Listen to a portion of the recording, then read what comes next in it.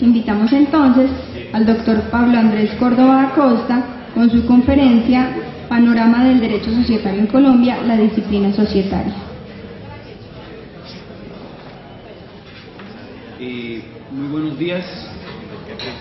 Procuraré respetar el tiempo, ser breve y antes de comenzar quiero decir dos cosas. La primera, agradecer a los organizadores de este evento por la invitación y por la magnífica atención de la que no creo solamente yo, sino todos los conferencistas hemos sido objeto en estos días. En segundo lugar, quiero exaltar el motivo que este año tiene este simposio para reunirse, y es la memoria de los redactores y de todas aquellas personas que colaboraron en la redacción de lo que hoy llamamos Código de Comercio, que a mi juicio y a pesar de los embates de la diversificación y de la especialización, sigue más vivo que nunca. Muchas gracias. Por favor.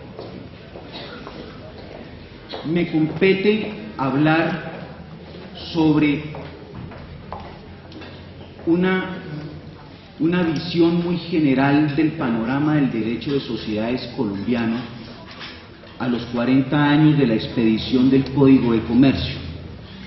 Lo primero que quiero mencionar es que nuestro derecho de sociedades, por lo menos en lo que atañe al derecho de sociedades privado, se encuentra en lo que nosotros llamamos libro segundo del Código de Comercio, es decir, artículos 98 y siguientes de dicha codificación, y que no obstante las normas especiales que se han expedido en distintas materias, para mencionar solamente una de ellas, cito la ley 1429 de 2010, que es una ley de la llamada ley del primer empleo, que tocó algunos temas que tienen relación directa con la disolución y la liquidación de las sociedades. El segundo aspecto que quiero mencionar en esta introducción es que cuando uno habla de sociedades en el terreno colombiano, y yo creo que en todo el derecho comparado de sociedades, necesariamente hace alusión a la empresa. Y uno podría señalar que la empresa es el objeto de la sociedad comercial, pero bien distintas sí son. La empresa en nuestro sistema jurídico es una actividad, ¿no es cierto? Es una actividad económica organizada en los términos que lo define el artículo 25 de nuestro Código de Comercio. Y hay que señalar que la sociedad comercial es, si así lo podemos denominar, el efecto de un contrato o de un acto jurídico que se llama sociedad comercial, que está definido en el artículo 98 del Código de Comercio. Pero también hay que indicar que la empresa como actividad muchas ocasiones no tiene la forma jurídica de sociedad comercial, porque es que existe la tendencia a confundirlas y a tratarlas de la misma manera, y no es así. Uno podría indicar que la sociedad comercial es solamente una de las formas jurídicas que otorga el ordenamiento jurídico para el desarrollo de la empresa, para el desarrollo de esa actividad, y que la sociedad, una vez personificada jurídicamente, se convierte en el empresario. Entonces fíjense ustedes que una cosa es la empresa, la actividad, y otra muy diferente el sujeto que desarrolla esa actividad. Pero todos sabemos muy bien que la sociedad comercial no es el único empresario que existe en nuestro sistema jurídico. También existe el comerciante, persona natural, o empresario, persona natural, y obvio, también existen otras personas jurídicas que desarrollan esa actividad que nosotros llamamos empresa. Piensen, por ejemplo, en las cooperativas, piensen en la empresa unipersonal de responsabilidad limitada, piensen incluso en lo que se llaman contratos de joint venture, en los que no existe personificación jurídica, pero a la hora de la verdad existe de pronto, en el fondo es una sociedad de hecho donde la categoría de empresario la tienen las personas que conforman esa asociación. Piensen, y de pronto es un sacrilegio lo que voy a decir, en las fundaciones. Es decir, pero ¿cómo va a mencionar usted que son empresas? Sí, desarrollan una actividad y en una convicción muy íntima que seguramente también va a despertar críticas en ustedes, yo creo que todas esas formas jurídicas de la empresa tienen ánimo de lucro. Y lo que las diferencia no es si tienen ánimo de lucro o no, y aquí abro un paréntesis para señalar que a veces es vetusta esa clasificación entre personas jurídicas con ánimo de lucro y sin ánimo de lucro, cierro el paréntesis, sino que lo que las distingue es la destinación que le dan al lucro. Esa es la verdadera diferenciación entre esas personas jurídicas. Todas tienen ánimo de lucro y como dicen en el argot popular, un poco el refrán es, la plata no es todo, es lo único, ¿no es cierto? Entonces, esa situación es muy importante tenerla en cuenta y lo que sucede es que el ordenamiento jurídico, cuando se encuentra con personas jurídicas distintas a las sociedades comerciales, lo que sucede es que les da un tratamiento distinto porque de pronto la rentabilidad que obtienen no está destinada a distribuirse entre las personas que conforman el sustrato, como sucede efectivamente en las sociedades comerciales.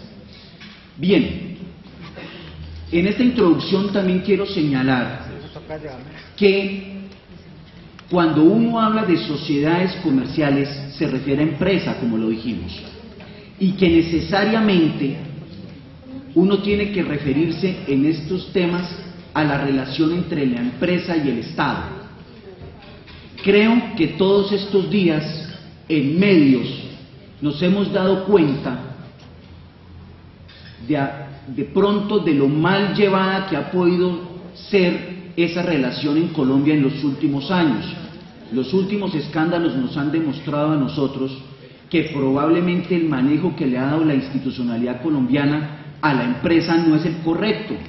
Lo digo por los escándalos de corrupción, lo digo por el pésimo tratamiento que han tenido a nivel de supervisión estatal los denominados grupos empresariales, y lo digo porque sencillamente creo que la otrora relación entre la Iglesia y el Estado fue reemplazada por la relación entre el Estado y la empresa. La empresa es un factor determinante de las decisiones estatales, y yo creo que la ciencia del tema está en que el Estado determine verdaderamente hasta dónde la empresa puede ejercer una influencia, sobre todo en la producción normativa. Y ustedes de pronto van a pensar, un académico diciendo lo siguiente también es otro sacrilegio. El derecho tiene dos caras. Una cara es la que nosotros tenemos en la academia como ciencia, y por la cual nosotros nos apasionamos. Y la otra cara, que es la práctica, es el derecho es un instrumento de poder. Quien produce el derecho, quien tiene el monopolio de producir el derecho, tiene poder para determinar la conducta de los gobernados. Entonces, aquí simplemente hago esta reflexión: hasta dónde el Estado ha dejado, en el Estado colombiano, que ese poder sea cooptado por los destinatarios de las normas. ¿A qué me refiero? A veces el paradigma consistente en que el mismo destinatario de la norma debe crearse su propia norma porque supuestamente la norma es más legítima, a veces no es lo correcto. La autorregulación muchas veces no es lo correcto, porque cuando está involucrado el interés general, para eso existe el Estado. El Estado es un heterorregulador que debe mediar y debe imponer el interés público y el interés general sobre el interés particular. Antes de finalizar esta introducción, también tengo que referirme a la naturaleza del derecho mercantil y su formación. El Código de Comercio francés de 1807, que empezó a regir en 1808, fue calificado al día siguiente de su promulgación como desactualizado por la doctrina. ¿Por qué se presenta esta situación? Porque quiero simplemente señalar esto. Nosotros estamos celebrando los 40 años de la expedición de nuestro Código de Comercio, pero no podemos olvidar que el derecho comercial y las normas mercantiles prevalentemente tienen una formación consuetudinaria. Es decir, el derecho comercial no es una creación de laboratorio, no es una creación de los juristas, sino que simplemente se nutre de la realidad. El Estado le hace el filtro institucional a las normas y las expide. Aquí no se puede aplicar la propiedad conmutativa de la matemática, en el sentido de que no importa el orden de los factores, aquí sí importa. La mayoría de las normas jurídicas de derecho comercial se han formado, se han generado en la práctica, y el Estado las legitima y las filtra, y obviamente protege el interés público y luego promulga la norma.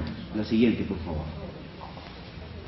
Bien, la inserción del fenómeno societario en el Código de Comercio es el primer punto de la exposición de hoy. Y en el primer literal tenemos que mencionar a la sociedad comercial como efecto de la celebración de un acto o negocio jurídico. ¿Cuáles son las consecuencias de tener nuestra disciplina societaria inserta en el Código de Comercio? Es lo que nosotros vamos a examinar en este primer punto. Y uno aquí tiene que señalar lo primero: las sociedades comerciales, ojo con esto, y en particular el vocablo sociedad comercial no es sinónimo de contrato de sociedad. ¿A qué me refiero? Cuando uno de pronto indaga y pregunta ¿qué es una sociedad comercial?, la mayoría tiende a definirla como un contrato o como un negocio jurídico. Y la verdad, eso nunca ha sido así. La sociedad comercial es un efecto de un negocio jurídico llamado sociedad, que en las actuales circunstancias de Colombia puede ser unipersonal a raíz de la Ley 1258 de 2008, a propósito de la sociedad por acciones simplificada. Y ustedes me van a preguntar de pronto, bueno, ¿y antes de 2008 qué sucedía? Pues sencillamente estábamos bajo la misma perspectiva. Simplemente les ilustro con un caso. Dos socios, padre e hijo, celebran un contrato de sociedad y dan lugar a lo que denominamos sociedad de responsabilidad limitada. Muere el padre, el hijo hereda al padre. Terminamos entonces en una causal de disolución, ¿no es cierto?, por reducción del número, artículo 218 del Código de Comercio. Pero uno se pregunta, el hecho de que se hayan radicado todas las cuotas sociales en cabeza del heredero hijo, que también tenía la condición de socio, ¿acaba la sociedad? La respuesta es no. La sociedad, lo que sucede es que entra en una causal de disolución, pero la sociedad sigue. La sociedad, fíjense ustedes, como persona jurídica es distinta al contrato de sociedad. Es un efecto. Y sigue tanto que la ley decía, antes de la ley 1429 de 2010, que la sociedad podía funcionar durante 6 meses siguientes a la ocurrencia de la causal de disolución y se podía sanear esa causal de disolución, lo que implícitamente permitía a las sociedades unipersonales. Y la ley 1429 además amplió ese término a 18 meses. O sea, hoy en día podríamos tener una sociedad unipersonal, no en su constitución, sino en su devenir, perfectamente durante 18 meses. Si la sociedad fuera el sinónimo del contrato, la desaparición de la pluralidad daría lugar necesariamente a la terminación del contrato, porque el contrato consigo mismo no existe. Dicho esto, tenemos que también mencionar lo siguiente: la inserción de las sociedades comerciales en el libro segundo de nuestro Código de Comercio implica la aplicación de toda la doctrina general que del contrato existe para todos los contratos que no sean como el de sociedad. Les doy simplemente varios tips. Miren, por ejemplo, el artículo 865 del Código de Comercio. Esa norma señala que en los contratos plurilaterales como el de sociedad, pero sin mencionar el de sociedad, la excepción de contrato cumplido no prospera. El 903, que consagra la figura de la nulidad parcial en los contratos plurilaterales. El 104, sobre los efectos de las nulidades en el contrato de sociedad. Entonces, ¿a qué voy con este comentario?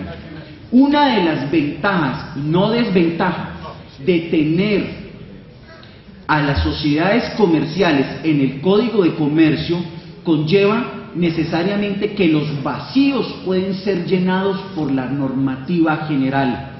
En la práctica uno muchas veces es beneficiario de esas interpretaciones y de esos vacíos que se llenan fácilmente con la normativa, por ejemplo, general que sobre el contrato existe en materia de contratos para las sociedades comerciales.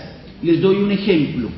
El contrato de suscripción de acciones, que no sé si el auditorio ha tenido oportunidad de trajinar con ese contrato, que la gente a veces dice, ¿cómo así? ¿Existe un contrato que se llama contrato de suscripción de acciones?